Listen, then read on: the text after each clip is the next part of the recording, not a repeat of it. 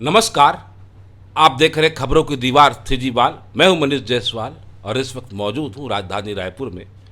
सहायक शिक्षक फेडरेशन के प्रदेश अध्यक्ष का चुनाव राजधानी रायपुर में कल होने वाला है। आज प्रत्याशी अपनी जीत के लिए एड़ी चोटी का जोर लगा रहे हैं और मेरे साथ सहायक शिक्षक फेडरेशन के पूर्व प्रदेश उपाध्यक्ष शिव मिश्र मौजूद है। आइए जानते हैं इनसे कि इनकी आगे की रणनीति क्या है। ये जो चुनाव है, इस चुनाव में मैं कुछ विज़न लेकर आया हूँ। क्या विज़न लेके आया हुआ? जो 3 साल का हमारा कार्यकाल रहा, इस 3 साल के कार्यकाल में मैं एक महत्वपूर्ण पद पे रहा इस संगठन में। इस पद पे रहते हुए संगठन को बहुत अच्छी दिशा और बहुत अच्छा रणनीति देने का मैंने भरसक प्रयास किया है। कहीं ना कहीं हमारे बीच में कुछ गतिरोध आती रही, उस गतिरोध को हटाते हुए एक नए दिशा की ओर, नए रणनीति के तहत संगठन को ले जाने का मेरा एक सोच है और उसी सोच के साथ मैं इस पद पे प्रत्याशी के रूप में अपनी दावेदारी प्रस्तुत किया हूँ। देखिए, जो अभी कमेटी है, कमेटी हमारे बारे में जो गठित हुई है, उस कमेटी का रिपोर्ट अभी तक सार्वजनिक नहीं हुई है। इससे पहले मेरी बात विभिन्न आला अधिकारियों और मंत्रियों से हुई है, जिसके तहत मुझे ये अनुमान है कि यदि मैं बन रहा हूँ, यदि मेरे ऊपर ये जिम्मेदारी हमारे ब्लॉक अध्यक्ष, हमारे जिला अध्यक्ष साथी मुझे देते हैं, तो निश्चित है कि 3 महीने के अंदर हो सकता है इस कमेटी की रिपोर्ट मैं सार्वजनिक करा सकता हूँ और ये कमेटी का रिपोर्ट जो है माननीय मुख्यमंत्री के महोदय के समक्ष प्रस्तुत करवा सकता हूँ। इसके बाद यदि हमारी मांग माननीय मुख्यमंत्री द्वारा स्वीकृत कर लिया जाता है, तो आने वाले समय में हम एक सम्मेलन के तहत हम चर्चा करेंगे। चर्चा में यदि हमें उनकी बातें सार्थक लगेगा, परिणाम मूलक लगेगा, तो हम एक सम्मेलन की तैयारी करेंगे। यदि हमें लगती है कि शासन हमें इस मांग को आसानी से पूरी नहीं करवा सकती है, तो हम एक बेहतर रणनीति के साथ योजनाबद्ध तरीके से सरकार के सामने अपनी बातों को रखने का एक प्लान बना के मैदान में उतरने की तैयारी है। मतलब आंदोलन होगा जब यदि हमको कोई सकारात्मक परिणाम नहीं दिखेगा या सकारात्मक संदेश नहीं आएगा, तब तक हमारा आंदोलन जारी रहेगा। आपके मैनिफेस्टो की मूल मुख्य बातें क्या हैं? आंदोलन, देखिए, आज तक का हमारा इतिहास रहा है, हमारी हर मांगे आंदोलन के तहत ही पूरी हुई है। जब तक हम आंदोलन को पूरे प्रभावशाली ढंग से नहीं करते हैं। मैनिफेस्टो क्या लेके आए हैं आप? किस मामले में? आप 11 सूत्री जो अपना वो, हाँ, 14 सूत्री जो मेरा मैनिफेस्टो है, उसमें तो पहला तो है वेतन विसंगति का रिपोर्ट। वेतन विसंगति की रिपोर्ट के लिए मैं प्रारंभिक काम कर चुका हूँ। इसके बाद जो हमारा वेतन विसंगति की मांग है, वेतन विसंगति दूर करने की मांग है, उसके बारे में सबसे पहले तो हम जो प्रभावी मंत्री हैं हमारे सरकार में, उनसे हम पूरा पहले भी काम कर चुके हैं ये सब? नहीं, पहले जो हम काम किए हैं वो बतौर प्रदेश उपाध्यक्ष के नाते किए हैं।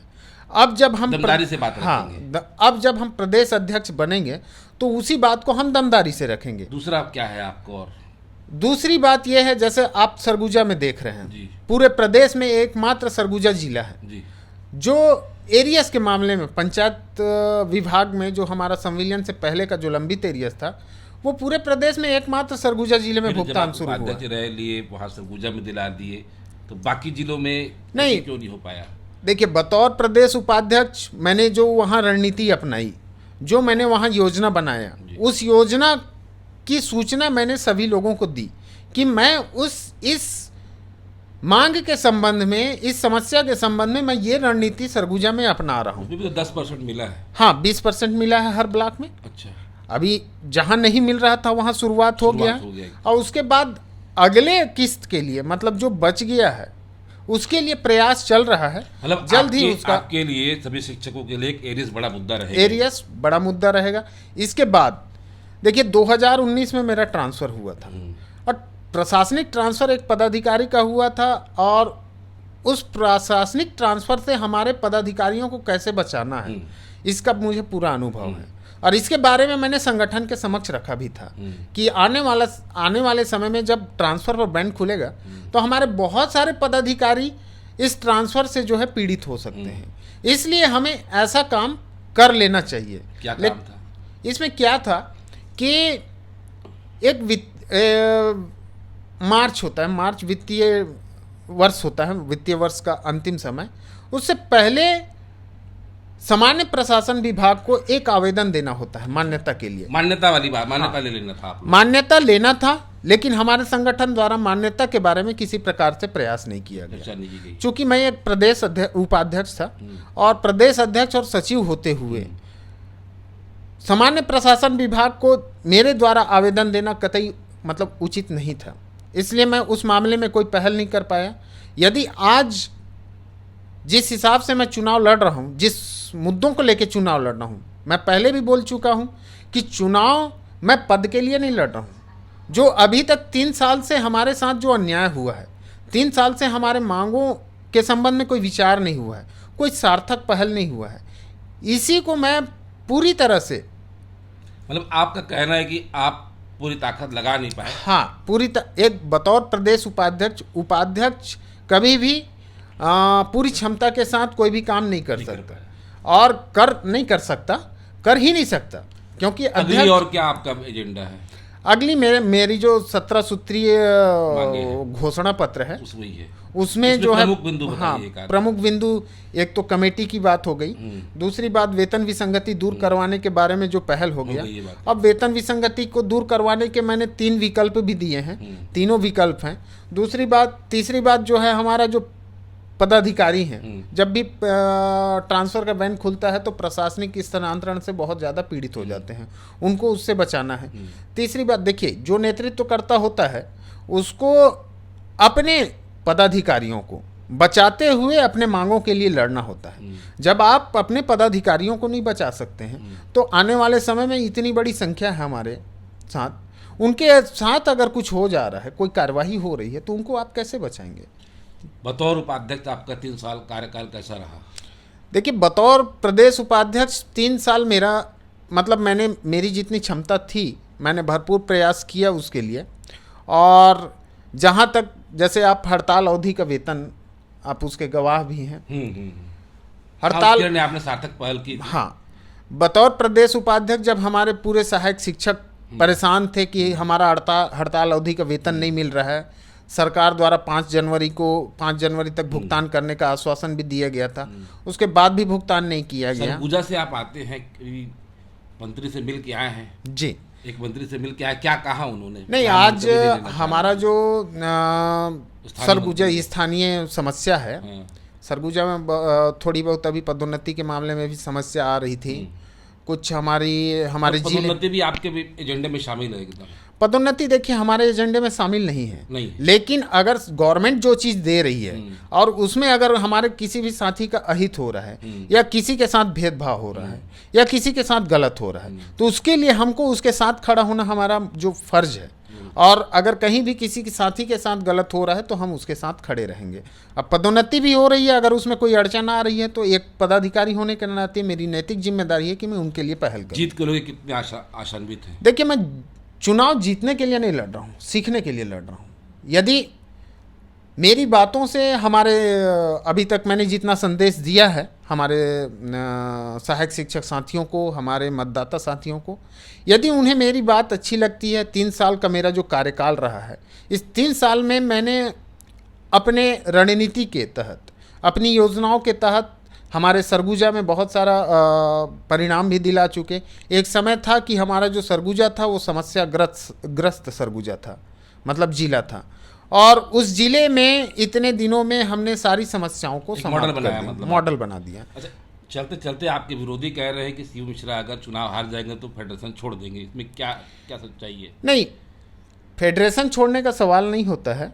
फेडरेशन में मैं रहूँगा ही बतौर सदस्य के रूप में। नहीं, मैं मतलब जो सहायक शिक्षक हमारे साथ हैं, देखिए, मैं सहायक शिक्षकों के साथ कभी भी विश्वासघात नहीं कर सकता। भले कार्यकर्ता बन के रहोगे? हाँ, भले एक आम सहायक शिक्षक के रूप में छत्तीसगढ़ सहायक शिक्षक फेडरेशन के सदस्य के रूप में रहूँगा, पर रहूँगा जब तक ये वेतन विसंगति की मांग, क्योंकि देखिए, इससे पहले जब 2018 से पहले मैं स्वयं जो ये शिक्षक संगठन की जो राजनीति है उससे मैं खुद दूरी बना के रखा था।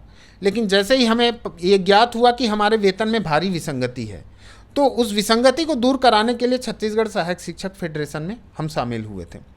और जैसा कि आप भी परिचित हैं कि मैं जिस समस्या को लेके सामने आता हूँ, मतलब कोशिश करना शुरू करता हूँ, तो जब तक कोई प्रयास ना मिले तब तक मैं उसे छोड़ता नहीं हूँ। और जिस दिन जब तक वेतन विसंगति रहेगी तब तक मैं संगठन का भले एक सदस्य रहूँगा, लेकिन संगठन के साथ में रहूँगा। कल चुनाव के बाद की स्थिति क्या रहेगी? चुनाव के बाद की स्थिति, जहाँ तक देखिए, जो भी प्रत्याशी होता है वो अपने आप में ये सोच लेता है कि हाँ, मैं जीत रहा हूँ। हमें भी ये विश्वास है कि हमारे लोग जितने हैं, हमारे जितने पदाधिकारी हैं, जितने ब्लॉक अध्यक्ष हैं, हाँ, वो उनको ये लगता है अगर वो मुद्दों को लेकर वोट डालेंगे, वो यदि परिणाम को लेकर वोट डालेंगे, और वो चाहेंगे कि संगठन एक सही दिशा में जाए, और वो चाहेंगे कि संगठन प्रयास करे और हमें परिणाम मिले, ये ना कि बार बार किसी दफ्तर का चक्कर लगा रहे हैं, वो प्रयास है। आप कम से कम 2 बार भी, हाँ, सार्थक प्रयास। जैसे आप बार बार किसी ऑफिस का चक्कर लगा रहे हैं तो वो आपका प्रयास नहीं है। लेकिन अगर आप 2 बार भी ऑफिस जा रहे हैं, संदेश देना चाहेंगे अब? मैं हमारे जितने भी मतदाता साथी हैं, मैं उनसे सिर्फ एक अपील करना चाहूँगा कि ये जो चुनाव है, ये चुनाव नेतृत्व का चुनाव नहीं है। ये आप सटीक रणनीति, सही योजना और अपने वेतन विसंगति की मांग को लेकर जो आपने सोचा है कि हमें पूरा कराना है या नहीं कराना है, ये चुनाव तय करेगा। तो उनसे मेरा अपील है कि आप सभी नेतृत्वकर्ता हैं, समझदार हैं, और सोचकर समझकर जो उचित लगे आप उनको वोट कीजिए। आपका एक एक वोट बहुत कीमती है, और ये आपका वोट हमारे संगठन की और हमारे भविष्य की हितों को तय करेगी। तो ये हैं सहायक शिक्षक फेडरेशन के प्रदेश उपाध्यक्ष, अभी कार्यकारी उपाध्यक्ष हैं, शिव मिश्र।